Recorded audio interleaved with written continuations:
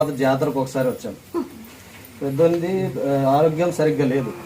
ఆరోగ్యం సరిగ్గా లేకుంటే ఆరోగ్యంగా మంచిగా ఉండి బాగా పుట్టాలని ముక్కొని వెళ్ళాము ఇక్కడ నుంచి. తర్వాత నమ్మకం కుదిరింది. కొడుకు పుట్టినాక మళ్ళీ నేను ఇట్టుకొచ్చాను.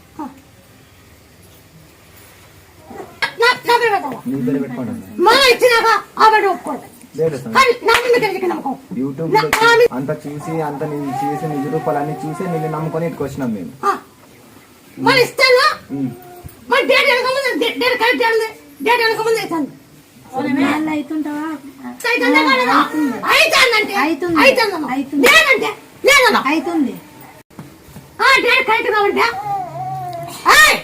బొప్పకాయ నీకు ఆ డేట్ కరెక్ట్ నీకు సంతానం.